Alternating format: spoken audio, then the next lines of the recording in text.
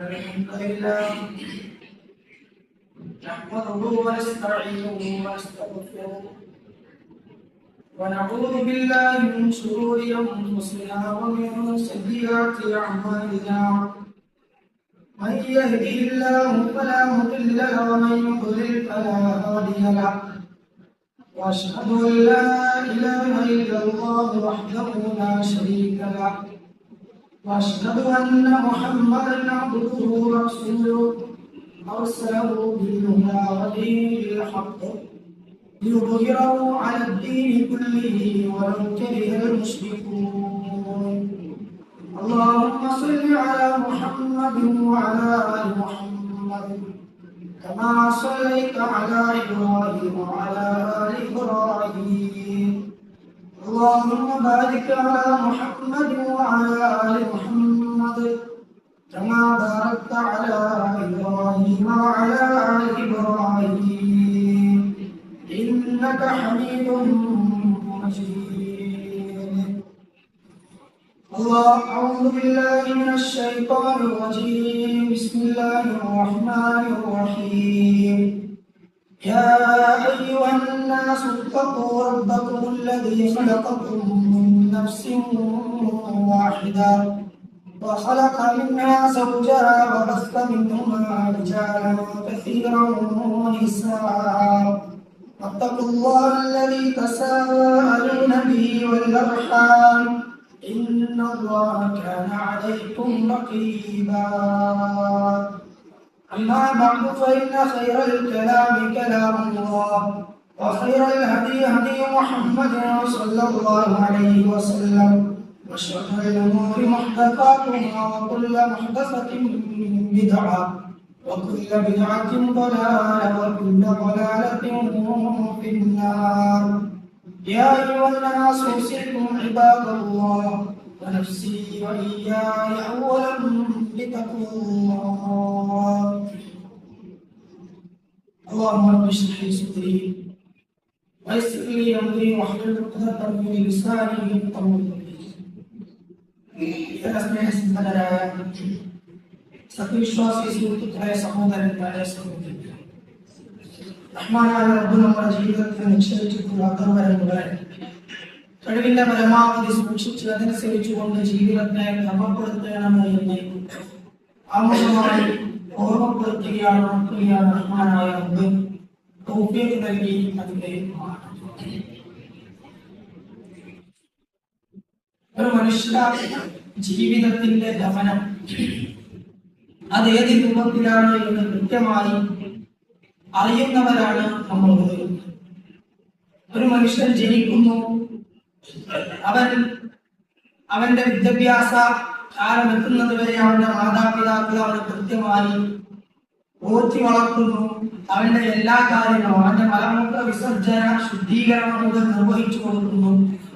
ശേഷം അവനൊരു വിദ്യാഭ്യാസ മേഖലയിലേക്ക് പറഞ്ഞയക്കാനാകുമ്പോൾ കൃത്യമായി അവന് ഏറ്റവും ഗുണകരമായ രീതിയിലുള്ള വിദ്യാഭ്യാസം നേടിക്കൊടുക്കാൻ അവനെ അതാത് സ്ഥാപനങ്ങളിലേക്ക് പറഞ്ഞയക്കുകയും ഒരു നിശ്ചിത കാലയളവ് അവന്റെ പഠന കാലഘട്ടം പൂർത്തീകരിക്കുകയും ശേഷം അവൻ ഒരു ജോലി നേടുകയും പിന്നീട് വിവാഹം കഴിച്ചൊരു കുടുംബമാവുകയും പിന്നീട് മക്കളും പേരക്കുട്ടികളും കൊച്ചുമക്കളും ഒക്കെയായി അവൻ ജീവിച്ചു കഴിഞ്ഞാൽ പിന്നെ എന്ത് എന്നുള്ള ചോദ്യത്തിന്റെ ഉത്തരമാണ് മരണം എന്നുള്ളത്. നമ്മൾ ഓരോരുത്തരും ആലോചിച്ചാൽ മതി, നമുക്ക് കൃത്യമായ ലക്ഷ്യങ്ങൾ നമ്മുടെ ജീവിതത്തിൽ ഉണ്ടായേക്കാം. LP സ്കൂൾ, UP സ്കൂൾ, അത് കഴിഞ്ഞാൽ high school, higher secondary, degree, PG, B.Ed, അങ്ങനെ നമ്മുടെ ഭൗതികപരമായ പഠന സംവിധാനം അതിന്റെ ശ്രേണി അങ്ങനെ മുന്നോട്ട് പോകുന്നു. ശേഷം അവസാന ലക്ഷ്യം ഒരു ജോലിയാണ്, പിന്നെ ഒരു വിവാഹമാണ്. അങ്ങനെ വിവാഹവും കുടുംബവും ഒക്കെ ആയി കഴിഞ്ഞാൽ പിന്നെ എന്ത് എന്നുള്ളതിന്റെ ഒരു ഉത്തരം അത് നമുക്ക് പലപ്പോഴും നമ്മുടെ മനസ്സിലുള്ള ആകെയുള്ള ഉത്തരം മരണമാണ്. പിന്നെ മരിക്കാനാണ് പിന്നെ ജീവിക്കുന്നത്. ആ മരിക്കും വരെ കിട്ടിയ ജോലി ഉപയോഗിച്ച് അതിൽ നിന്നുള്ള ശമ്പളം ഉപയോഗിച്ച് കുടുംബവും ഞാനുമെല്ലാം ഭക്ഷണം ഉണ്ടാക്കി കഴിക്കുക എന്നുള്ളതാണ് നമുക്ക് പിന്നീട് പറയാനുള്ളത്. അങ്ങനെ പറയുമ്പോഴാണ് ലക്ഷ്യപൂർത്തീകരണത്തിലേക്ക് നമ്മൾ എത്തിയിട്ടുണ്ടോ എന്നുള്ള ചിന്ത നമുക്ക് ഉണ്ടാകേണ്ടത്. ഏതായിരുന്നാലും നമ്മൾ എത്ര തന്നെ നേടിയാലും, എത്ര തന്നെ ഉന്നതിയിലെത്തിയാലും, എത്ര തന്നെ ശേഷി കൈവരിച്ചാലും റഹ്മാനായ റബ്ബിന്റെ അടുക്കലേക്ക് കാലതാമസമില്ലാതെ സമയം നോക്കാതെ ഉത്തരവാദിത്തങ്ങളുടെ ബാക്കി പത്രങ്ങളിലേക്ക് നോക്കാതെ റഹ്മാനായ റബ്ബിലേക്ക് പ്രായഭേദമന്യേ സംക്രമം നോക്കാതെ നമ്മൾ യാത്ര പോകേണ്ടി വരുമെന്നുള്ളത് ഒരു യാഥാർത്ഥ്യമാണ്. അത് ചിലപ്പോൾ ഇന്നാകാം, നാളെയാകാം, മറ്റന്നാളാകാം. റസൂലുള്ളാഹി സ്വല്ലല്ലാഹു അലൈഹി വസല്ലമ പറഞ്ഞ അധ്യാപനമാണ് ആര് എപ്പോൾ എവിടെ വെച്ച് മരണപ്പെടുമെന്നുള്ളത് നമുക്ക് അറിയുകയില്ല എന്നുള്ളത്. അതുകൊണ്ട് ആ ഒരു അടിസ്ഥാനത്തെ മുൻനിർത്തി സദാ നമ്മുടെ ഹൃദയത്തെ ശുദ്ധീകരിക്കുവാനും ഞാൻ ഏത് സമയത്ത് മരണപ്പെട്ടു പോകേണ്ടി വന്നാലും റഹ്മാനായ റബ്ബിന്റെ അടുക്കൽ ഉന്നത സ്ഥാനമുള്ള ശുദ്ധീകരിക്കപ്പെട്ട ഹൃദയത്തിന്റെ ഉടമയായിക്കൊണ്ട് എനിക്ക് എന്റെ റബ്ബിലേക്ക് മടങ്ങി ചെല്ലണം എന്നുള്ള ഒരു ഉറച്ച ബോധ്യവും നിശ്ചയവും നമുക്ക് ഓരോരുത്തർക്കും ഉണ്ടാകേണ്ടതുണ്ട്. പരിശുദ്ധ ഖുർആൻ റഹ്മാനായ റബ്ബിന്റെ അടുക്കിലേക്ക് മടങ്ങി ചെല്ലുന്ന വിശ്വാസികളെ സംബന്ധിച്ച് പറയുമ്പോൾ ഓർമ്മപ്പെടുത്തുന്നത് അന്നേ ദിവസം അവർ കെട്ടിപ്പടുത്തുണ്ടാക്കിയ സമ്പത്തിന്റെ എത്ര വലിയ കൊട്ടാരങ്ങളാണെങ്കിലും, എത്ര വലിയ സാമ്പത്തിക ശേഷിയാണെങ്കിലും, എത്ര വലിയ സേവിങ്സുകളാണെങ്കിലും അവരുടെ സാമ്പത്തിക ശേഷി അവിടെ ഉപകാരപ്പെടുകയില്ല. അതുപോലെ തന്നെ അവർ ഏറെ പ്രതീക്ഷയോടുകൂടി കണ്ണിലെണ്ണയൊഴിച്ച് അവരുടെ ഓരോ വിയർപ്പിന്റെ കണികകളും ആർക്കു വേണ്ടിയാണോ ചെലവഴിച്ചത് ആ മക്കൾ അവർക്ക് ഉപകാരപ്പെടുകയില്ല. മറിച്ച് ഇല്ലാമൻ അല്ലാഹ ബിഖൽബിൻ സലീം, നല്ല പരിശുദ്ധമാക്കപ്പെട്ട ഹൃദയത്തിന്റെ ഉടമകളായിക്കൊണ്ട് ആരാണോ റബ്ബിനെ കാണാൻ വരുന്നത്, ആരാണോ റബ്ബിന്റെ അടുക്കലേക്ക് വരുന്നത്, അവർക്ക് മാത്രമാണ് അവിടെ ഫലം ചെയ്യുക, അവർ മാത്രമാണ് രക്ഷപ്പെടുക എന്നുള്ളത്.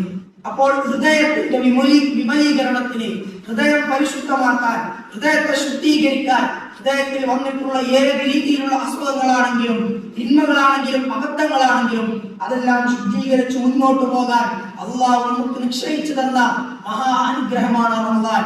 ആ റമദാനിൽ റസൂലുള്ളാഹി സ്വല്ലല്ലാഹു അലൈഹി വസല്ലം പറഞ്ഞല്ലോ, ഒരു റമദാൻ വന്നു കിട്ടിയിട്ട് തന്റെ പാപങ്ങൾ പൊറുക്കപ്പെടാത്തവനെ അള്ളാഹുവിന്റെ ശാപമുണ്ട്, നാശമുണ്ട് എന്ന് ജിബ്രീൽ അലൈഹിസ്സലാം പ്രാർത്ഥിക്കുകയും സല്ലല്ലാഹു അലൈഹി വസല്ലം ആമീൻ പറയുകയും ചെയ്ത സംഭവം നമുക്ക് കാണാൻ സാധിക്കും. അതുകൊണ്ട് ഈ ഒരു റമദാനിനെ ശഹ്റുൽ തൗബ, തൗബയുടെ മാസം, ശഹ്റുൽ മഗ്ഫിറ, പാപമോചനത്തിന്റെ മാസം എന്നെല്ലാം വിശേഷിപ്പിക്കപ്പെടുമ്പോൾ ഈ അവസാന പത്തിലേക്ക് എത്തി നിൽക്കുമ്പോൾ എനിക്ക് എത്രത്തോളം എന്റെ കഴിഞ്ഞ 20 ദിവസത്തെ ഉപയോഗപ്പെടുത്താൻ സാധിച്ചിട്ടുണ്ട് എന്നുള്ളത് വളരെ ഗൗരവത്തോടുകൂടി നമ്മൾ ഓരോരുത്തരും മനസ്സിലാക്കേണ്ട, ചിന്തിക്കേണ്ട കാര്യമാണ്. ഈ നമ്മൾ അങ്ങനെ ആലോചിക്കുമ്പോൾ എനിക്ക് കാര്യമായി ഖുർആൻ ഓതാൻ സാധിച്ചിട്ടില്ല, അതുപോലെ തന്നെ എനിക്ക് പ്രാർത്ഥന നടത്താനും അല്ലാഹുവിലേക്ക് തൗബ ചെയ്യാനും എന്റെ പാപങ്ങളെ ഏറ്റുപറയാനും അതുപോലെ തന്നെ സ്വതക്കയും അതുപോലെ തന്നെ നമസ്കാരങ്ങളും മറ്റു ഇബാദത്തുകളുമായി കർമ്മമുഖരിതമാക്കാൻ എനിക്ക് സാധിച്ചിട്ടില്ല എന്നാണ് നമ്മുടെ മനസ്സിന്റെ ഉത്തരവെങ്കിൽ റസൂലുള്ളാഹി സ്വല്ലല്ലാഹു അലൈഹി വസല്ലം അത്തരക്കാർക്കുള്ള വമ്പിച്ച ഓഫറായി പഠിപ്പിച്ചതാണ് അവസാന 10 എന്നുള്ളത്. റസൂലുള്ളാഹി സ്വല്ലല്ലാഹു അലൈഹി വസല്ലം അവസാന 10 എങ്ങനെയായിരുന്നു എന്ന് ആയിഷ റളിയല്ലാഹു അൻഹ പറയുന്ന ഒരു ഹദീസിൽ കാണാൻ സാധിക്കും. കാന ഇദാ ദഖല അശ്റു അഹിയൽ ലൈല, രാത്രി അവസാന 10 കഴിഞ്ഞാൽ രാത്രിയെ ജീവിപ്പിക്കും. അരമുണ്ട് മുറുക്കിയെടുക്കും. കുടുംബത്തെ വിളിച്ചുണർത്തും. എന്നിട്ട് ഇബാദത്തുകൾക്ക് വേണ്ടി സമയം ചെലവഴിക്കുമെന്നുള്ളതാണ്. അതുകൊണ്ട് ഈ അവസാനത്തെ 10 ദിനരാത്രങ്ങൾ അത് കൃത്യമായി കൊണ്ട് സമയം പാഴാക്കാതെ ഇബാദത്തുകൾക്ക് വേണ്ടി ചെലവഴിക്കാൻ നമുക്ക് ഓരോരുത്തർക്കും സാധിക്കേണ്ടതുണ്ട്. സക്കാത്തിന്റെ വിഷയം നമ്മൾ സൂചിപ്പിച്ചിരുന്നു. സക്കാത്തിന്റെ വിഷയത്തിലോ സ്വതക്കയുടെ വിഷയത്തിലോ നമുക്ക് എപ്പോഴെങ്കിലും വേണ്ട പോലെ പരിഗണിക്കാൻ സാധിച്ചിട്ടില്ല എങ്കിൽ അത് കൃത്യമായി കൊണ്ട് ഈ റമദാനിൽ എന്റെ ഒരു വിഹിതം അത് സക്കാത്താണെങ്കിലും ഈ സക്കാത്ത് കൊടുക്കേണ്ടതില്ലാത്ത ആളാണെങ്കിൽ എന്റെ വക സ്വതക്കയായിക്കൊണ്ട് ഈ റമദാനിൽ എന്തെങ്കിലും ഒന്ന് ഒരു പാവപ്പെട്ടവന്റെ സംരംഭത്തിലേക്ക് പോകണമെന്നുള്ളത് വ്യത്യസ്തങ്ങളായ അനേകം സംരംഭങ്ങൾ നമുക്കുണ്ട്. നമുക്ക് നേരിട്ട് ക്യാഷായി കൊടുക്കാം, കയ്യിൽ പൈസ ഇല്ലെങ്കിൽ നമുക്ക് ഓൺലൈനായി കൊടുക്കാൻ പറ്റുന്ന സംവിധാനങ്ങൾ എമ്പാടുണ്ട്. എവിടെയെങ്കിലും ഒരു ചെറിയ ഭാഗമെങ്കിലും ചെറിയ അംശമെങ്കിലും എന്റെ വക സ്വതക്കയായി റമദാനിൽ ഉണ്ട് എന്ന് ഉറപ്പിക്കാൻ നമുക്ക് സാധിക്കേണ്ടതുണ്ട്.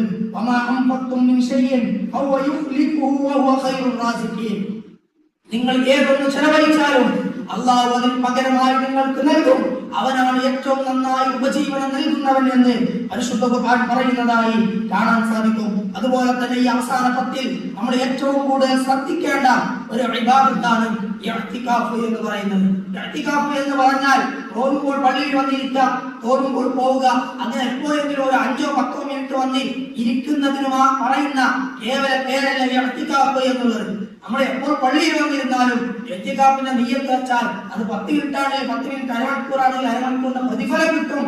അത് ചെറിയ ഇഅ്തികാഫായി പരിഗണിക്കും എന്നുള്ളത് വേറെ വിഷയം. ഞാൻ പറയുന്നത് അവസാന പത്തിൽ പ്രത്യേകമായി സുന്നത്താക്കിയ പ്രബലമായ സുന്നത്തായ റസൂലുള്ളാഹി സ്വല്ലല്ലാഹു അലൈഹി വസല്ലമ ലാ യഅ്തഖിഫുൽ അശ്റൽ അവാഖിറ മിൻ റമദാൻ ഹത്താ തവഫാഹു അല്ലാഹ്, അല്ലാഹു മരണപ്പെടുത്തുന്നതുവരെ വഫാത്താകുന്നതുവരെ നബി സല്ലല്ലാഹു അലൈഹി വസല്ലം റമദാനിൽ ഇഅ്തികാഫ് ഇരുന്നു എന്നുള്ളതാണ്. അത്രത്തോളം പ്രബലമായ സുന്നത്താണ് ഇഅ്തികാഫ് എന്നുള്ളത്. അതുകൊണ്ട് നമ്മൾ ഒന്നാമതായി പരിഗണന കൊടുക്കേണ്ടത് എനിക്ക് ഒരു 10 ദിവസം പൂർണ്ണമായി പള്ളിയിൽ വന്നിരിക്കാൻ സാധിക്കും.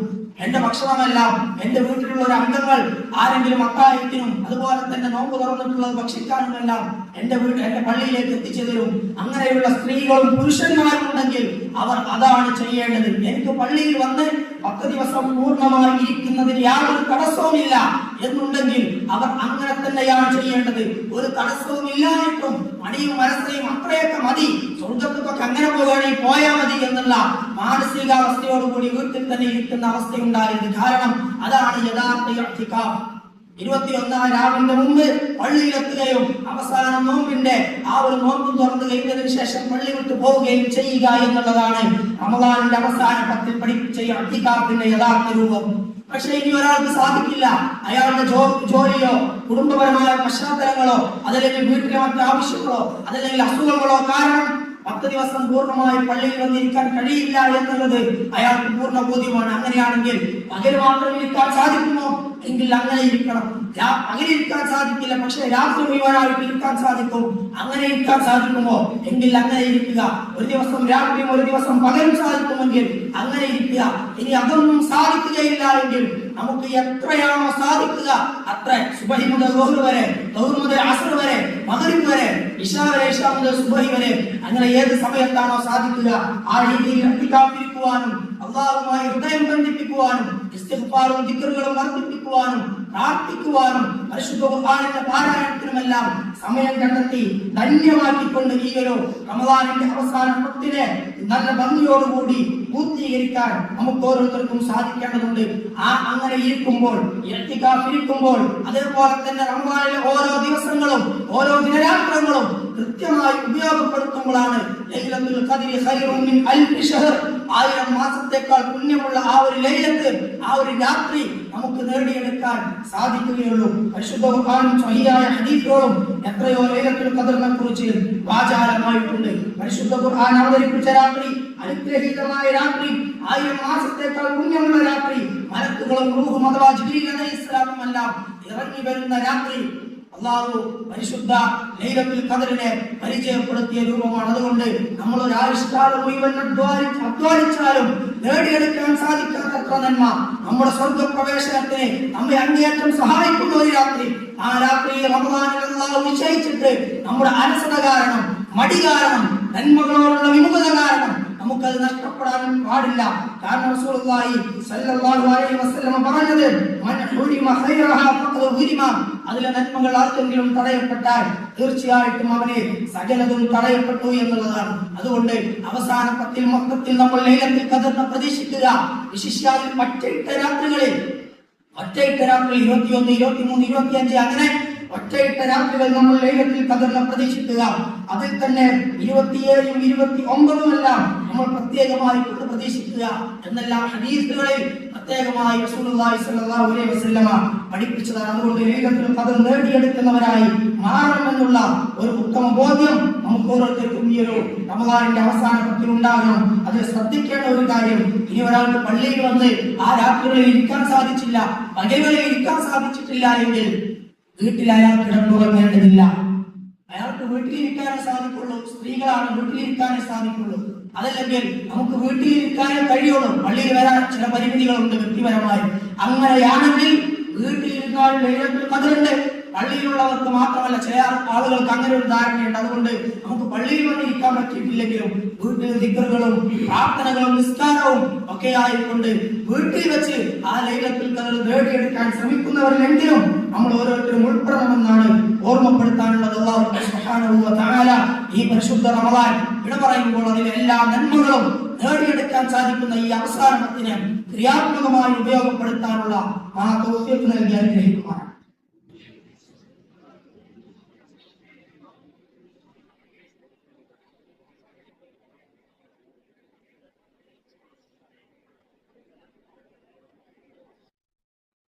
بسم الله الحمد لله والصلاة والسلام على أشرف الأنبياء والمرسلين نبينا محمد وعلى آله وصحبه وسلم تسليما كثيرا يا أيها الناس أوصيكم عباد الله ونفسي وإياي خاليا بتقوى الله. റഹ്മാനായ റബ്ബിന്റെ വിധിവിലക്കുകൾ ജീവിതത്തിന്റെ നിഖില മേഖലകളിൽ സൂക്ഷിച്ച് അതനുസരിച്ചുകൊണ്ട് ജീവിതത്തെ ക്രമപ്പെടുത്തേണ്ടവേ എന്ന് ഒരിക്കൽ കൂടി ഓർമ്മപ്പെടുത്തുകയാണ്, ഉണർത്തുകയാണ്. റഹ്മാനായ റബ്ബ് തൗഫീഖ് നൽകി അനുഗ്രഹിക്കുമാറാണ്. പരിശുദ്ധ റമദാൻ അവസാനിക്കുമ്പോൾ ഈദ് മുസല്ലയിലേക്ക് പുറപ്പെടുന്നതിന്റെ മുമ്പായി നിർബന്ധമായും നിർവഹിക്കാൻ വേണ്ടി പഠിപ്പിച്ച നിർബന്ധ കർമ്മമാണ്, ഇബാദത്താണ് സക്കാത്തുൽ ഫിത്ർ എന്നുള്ളത്. റസൂലുള്ളാഹി സ്വല്ലല്ലാഹു അലൈഹി വസല്ലം പറഞ്ഞതായി കാണാൻ, സക്കാത്തുൽ ഫിത്രി സ്വഅം മിൻ തംർ ഔ സ്വഅം മിൻ ശഈർ അലൽ അബ്ദി വൽ ഹുർരി വൽ ദക്കരി വൽ ഉൻസ വസ്സഗീർ വൽ കബീർ മിനൽ മുസ്ലിമീൻ. സക്കാത്തുൽ ഫിത്ർ നമ്മൾ പൊതുവെ കഴിക്കുന്ന പ്രധാന ഭക്ഷണത്തിൽ നിന്ന് ഒരു സ്വായ നമ്മൾ കൊടുക്കുന്ന അളവ് നമുക്ക് എല്ലാവർക്കും അറിയുന്നതാണ്. അത് കൃത്യമായി കൊണ്ട് ഒരാൾക്ക് വീതം നൽകണം. അത് ആർക്കെല്ലാം കൊടുക്കണം? അത് അടിമയാണെങ്കിലും സ്വതന്ത്രനാണെങ്കിലും കൊടുക്കണം, ആണാണെങ്കിലും പെണ്ണാണെങ്കിലും കൊടുക്കണം, ചെറിയ ആളാണെങ്കിലും വലിയ ആളാണെങ്കിലും കൊടുക്കണം. മുസ്ലിമായി അപ്പോൾ ഭൂലോകത്ത്, അതായത് അവസാന നോമ്പിന്റെ മഗ്‌രിബിന്റെ മുമ്പ് ഈ ലോകത്ത് ജനിച്ചിട്ടുള്ളയാൾ, അസറിന് ശേഷം ഒരാൾ ജനിച്ചത്, അവസാന നോമ്പിന്റെ നോമ്പ് തുറക്കുന്നതിന്റെ അവസാനം അസറിന് ശേഷം ഒരു കുട്ടിയാണ് ജനിച്ചു നമുക്ക്. അങ്ങനെയാണെങ്കിൽ ആ കുട്ടിക്കും സക്കാത്തുൽ ഫിത്ർ കൊടുക്കണം. പള്ളയിൽ ഗർഭസ്ഥ ശിശുവിന് കൊടുക്കേണ്ടതില്ലേ എന്നുള്ളത് മാത്രമേ അഭിപ്രായ വ്യത്യാസമുള്ളൂ. അത് നമ്മൾ കൊടുക്കേണ്ടതില്ല. നേരെ മറിച്ച് അന്ന് അവസാന നോമ്പിന്റെ മഗ്‌രിബിന്റെ മുമ്പ് ഈ ഭൂമി ലോകത്തേക്ക് ഒരു കുട്ടി ജനിച്ചു വീണിട്ടുണ്ടെങ്കിൽ ആ കുട്ടിക്കടക്കണം സക്കാത്തുൽ ഫിത്ർ കൊടുക്കണം. എന്തിന്? സക്കാത്തുൽ ഫിത്രി തുഹ്റത്തുൽ ലിസ്വായി, ആ നോമ്പുകാരന്റെ കൊടുക്കുന്ന വ്യക്തിയുടെ ആ ഒരു നോമ്പിൽ വന്നിട്ടുള്ള വ്യത്യസ്തങ്ങളായ അബദ്ധങ്ങൾ, ആ അബദ്ധങ്ങളും തിന്മകളും പോരായ്മകളും നികത്തുവാനും അതോടൊപ്പം പാവപ്പെട്ട ആളുകൾക്കുള്ള ഭക്ഷണമായി കൊണ്ട് സ്വതക്കയായിക്കൊണ്ടാണ് സക്കാത്തുൽ ഫിത്റിനെ അല്ലാഹു നിശ്ചയിച്ചിട്ടുള്ളത്. അതുകൊണ്ട് നമ്മൾ ആരും കൊടുക്കേണ്ടതില്ലാത്ത ആളുകളുടെ കൂട്ടത്തിൽ ഉൾപ്പെട്ടതല്ല. ആരാണ് സക്കാത്തുൽ ഫിത്ർ ഞാൻ കൊടുക്കുന്നില്ല എന്ന് തീരുമാനിക്കാൻ ഒരേ ഒരു വിഭാഗത്തിന് അർഹതയുള്ളൂ. അവരാരാണ്? അവർക്ക് അന്ന് പെരുന്നാളിന് കഴിക്കാനുള്ള ഭക്ഷണം പോലും അവരുടെ വീട്ടിലില്ല. അങ്ങനെയാണെങ്കിൽ അവർ സക്കാത്തുൽ ഫിത്ർ കൊടുക്കേണ്ടതില്ല. നേരെ മറിച്ച് പെരുന്നാളിന് ഭക്ഷണം കഴിച്ചിട്ട് ബാക്കി എന്തെങ്കിലും ഒക്കെ ഉണ്ട്, അതായത് പെരുന്നാളിന് ഭക്ഷണം കഴിക്കാനുള്ളത് മാറ്റി വെച്ചാൽ ബാക്കി എന്തെങ്കിലും ഒക്കെ വീട്ടിലുള്ള ആളുകളാണെങ്കിൽ അവർ നിർബന്ധമായും സക്കാത്തുൽ ഫിത്ർ കൊടുത്തിരിക്കണം. പെരുന്നാളിന് പോലും ഭക്ഷണം ഉണ്ടാക്കാൻ വകുപ്പില്ലാത്തവരാണെങ്കിൽ അവർ സക്കാത്തുൽ ഫിത്ർ കൊടുക്കേണ്ടതില്ല. അത്രയേ ഉള്ളൂ. അത് വകുപ്പ് എന്ന് പറഞ്ഞാൽ അവന്റെ ജോലി സമ്പത്ത് നോക്കിയിട്ടല്ല, നിലവിൽ അവന്റെ വീട്ടിലുള്ള ആവശ്യങ്ങളും അതുപോലെ അവശ്യ വസ്തുക്കളുടെ ലിസ്റ്റ് നോക്കിയിട്ടാണ്. അവന്റെ വീട്ടിൽ അന്ന് പെരുന്നാളിന് വെക്കാനുള്ള അരിയും അതല്ലെങ്കിൽ അതിനുള്ള പൈസയും പാടെ അവന്റെ അടുത്തില്ല. അങ്ങനെയാണെങ്കിൽ സക്കാത്തുൽ ഫിത്ർ കൊടുക്കേണ്ട. നേരെ മറിച്ച് പെരുന്നാളിന് വെക്കാനുള്ളതൊക്കെ ഉണ്ട്, അങ്ങനെയാണെങ്കിൽ അവൻ സക്കാത്തുൽ ഫിത്ർ കൊടുക്കണം. ചുരുക്കി പറഞ്ഞാൽ നമ്മളെല്ലാവരും സക്കാത്തുൽ ഫിത്ർ കൊടുക്കണം. അത് നിർബന്ധമാണ്. ഓരോ ചെറിയ കുട്ടിക്കും വലിയ ആളുകളും സ്ത്രീയും പുരുഷനും വ്യത്യാസമില്ലാതെ എല്ലാവരും കൊടുക്കണം. അത് നമ്മുടെ നോമ്പിലുള്ള അപാകതകൾ പരിഹരിക്കാൻ നിർബന്ധമാക്കിയതാണ്. അതോടൊപ്പം പാവപ്പെട്ട ആളുകൾക്കുള്ള ഒരു സ്വതക്കയായിക്കൊണ്ട് നിർബന്ധ ദാനമായിക്കൊണ്ട് അല്ലാഹു സുബ്ഹാനഹു വ തആല പഠിപ്പിച്ചതുമാണ്. അതുകൊണ്ട് ആ രീതിയിൽ എല്ലാ നിലക്കും ഈ റമദാനെ പൂർത്തീകരിക്കുമ്പോൾ അവസാന പത്തിലേക്ക് എത്തുമ്പോൾ എല്ലാ കർമ്മങ്ങളും ചിട്ടയോടുകൂടി തരപ്പെടുത്തി നമ്മൾ ഓരോരുത്തരും തർത്തീബിലാക്കി എല്ലാം പൂർണ്ണതയിൽ എത്തിക്കുവാനും അങ്ങനെ എല്ലാം നിർവഹിച്ച് അവസാനം ഇനി അതിൽ എന്തെങ്കിലും ഒരു പോരായ്മ ഉണ്ടെങ്കിൽ അത് ഈ ഫിത്ർ സക്കാത്തോടു കൂടി അത് മാറ്റപ്പെടട്ടെ, നമ്മുടെ പാപങ്ങൾ പൊറുക്കപ്പെടട്ടെ എന്ന നിയ്യത്തോടുകൂടി ഫിത്ർ സക്കാത്തും കൊടുത്ത് ആത്മനിർവൃതിയോടുകൂടിയാകണം ഈ റമദാനിനോട് നമ്മൾ വിട പറയേണ്ടത്. നമ്മൾ ഓരോരുത്തരും പലപ്പോഴും ഫിത്ർ സക്കാത്തിന്റെ പൈസ കൊടുക്കുമ്പോഴും അത് വിതരണം ചെയ്യുമ്പോഴും എല്ലാം ഇതെന്റെ നോമ്പിലെ പ്രശ്നങ്ങൾക്കുള്ള ന്യൂനതകൾക്കുള്ള പരിഹാരമാണ് എന്ന് നമ്മളൊക്കെ ഏതെങ്കിലും കാലത്ത് ചിന്തിച്ചിട്ടുണ്ടോ എന്നുള്ളത് സ്വയം വിചാരണ നടത്തേണ്ട ആവശ്യമാണ്, ചെയ്യേണ്ട കാര്യമാണ്. അതുകൊണ്ട് എല്ലാ കാര്യങ്ങളിലും ചെയ്യുന്ന ഏതൊരു നന്മയിലും അള്ളാഹുവിന്റെ പ്രീതി കാംക്ഷിക്കുകയും നല്ല നീയത്തോടുകൂടി പ്രവർത്തിക്കുകയും ചെയ്യുക. അങ്ങനെയാണെങ്കിൽ അത് ഇഹലോകത്തും പരലോകത്തും ഫലം ചെയ്യുമെന്ന കാര്യത്തിൽ സംശയമില്ല. അല്ലാഹു സുബ്ഹാനഹു വ തആല അവൻ പഠിപ്പിച്ച നന്മകളെ മുഴുവനും നേടിയെടുക്കാൻ വേണ്ടി പരിശ്രമിക്കുന്ന ഏറ്റവും നല്ല നന്മകളുടെ സുഹൃത്തവാന്മാരുടെ കൂട്ടത്തിൽ നമ്മയോവരെയും ഉൾപ്പെടുത്തി അനുഗ്രഹിക്കുമാറാകട്ടെ. നമ്മൾ ഇന്ന് വന്നുപോയിട്ടുള്ള അബദ്ധങ്ങൾ റഹ്മാനായ റബ്ബ് അവന്റെ അപാരമായ കാരുണ്യം കൊണ്ട് പുറത്തു നൽകി അനുഗ്രഹിക്കുമാറാകട്ടെ. ഏത് സമയത്ത് ഈ ലോകത്തെ നിന്ന് മരണപ്പെടേണ്ടി വന്നാലും റഹ്മാനായ റബ്ബ് തൃപ്തിപ്പെട്ട അടിമകളുടെ കൂട്ടത്തിൽ ഉൾപ്പെട്ടുകൊണ്ട് സ്വർഗാവകാശിയായിക്കൊണ്ട് റസൂലുള്ളാഹി സ്വല്ലല്ലാഹു അലൈഹി വസല്ലമയുടെ സഹവാസം ലഭിക്കുന്നവരായി മരണപ്പെടാനുള്ള മഹാ തൗഫീഖ് റഹ്മാനായ റബ്ബ് നമുക്ക് അവർക്ക് നൽകി അനുഗ്രഹിക്കുമാറാകട്ടെ. നമ്മുടെ മാതാപിതാക്കൾക്ക് അല്ലാഹു ആഫിയത്തുള്ള ദീർഘായുസ്സ് നൽകി അനുഗ്രഹിക്കുമാറാകട്ടെ. മരണപ്പെട്ടു പോയ മാതാപിതാക്കൾക്ക് അല്ലാഹു മഗ്ഫിറത്തും റഹ്മത്തും നൽകി അനുഗ്രഹിക്കുമാറാകട്ടെ. നമ്മുടെ സഹോദരങ്ങൾ ലോകത്തിന്റെ വ്യത്യസ്തങ്ങളായ ഭാഗങ്ങളിൽ പരീക്ഷിക്കപ്പെട്ടുകൊണ്ടിരിക്കുന്നു. നമ്മൾ നോമ്പ് തുറക്കുമ്പോൾ അവരുടെ കരച്ചിലുകളും അതുപോലെ തന്നെ രോദനങ്ങളുമെല്ലാം മൺകൂനകൾക്കിടയിൽ നിന്നും തകർന്നു വീണ കെട്ടിടങ്ങൾക്കിടയിൽ നിന്നും നമ്മൾ കേൾക്കുകയാണ്, സോഷ്യൽ മീഡിയയിലൂടെ കാണുകയാണ്. റഹ്മാനായ റബ്ബ് ആ സഹോദരങ്ങൾക്ക്, ഗസയിലെ സഹോദരങ്ങൾക്ക് നല്ല തുറവി പ്രദാനം ചെയ്യുമാറാകട്ടെ. അവർക്ക് പരീക്ഷിക്കപ്പെടുന്ന പ്രസ്തുത പരീക്ഷണങ്ങൾ അല്ലാഹു അവരുടെ പാപമോചനത്തിനും സ്വർഗപ്രവേശനത്തിനും കാരണമാക്കി തീർക്കുമാറാകട്ടെ. അവരെയും നമ്മയും റഹ്മാനായ റബ്ബ് അവന്റെ സ്വർഗത്തിൽ ഒരുമിച്ച് കൂട്ടി അനുഗ്രഹിക്കുമാറാകട്ടെ. അല്ലാഹു ലിൽ മുഅ്മിനീന വൽ മുഅ്മിനാത്ത് വൽ മുസ്ലിമീന വൽ മുസ്ലിമാത്ത് الأحياء منهم والأموات إنك مجيب الدعوات ويا قاضي الحاجات ربنا تقبل منا إنك أنت السميع العليم وتب علينا إنك أنت التواب الرحيم والحمد لله رب العالمين.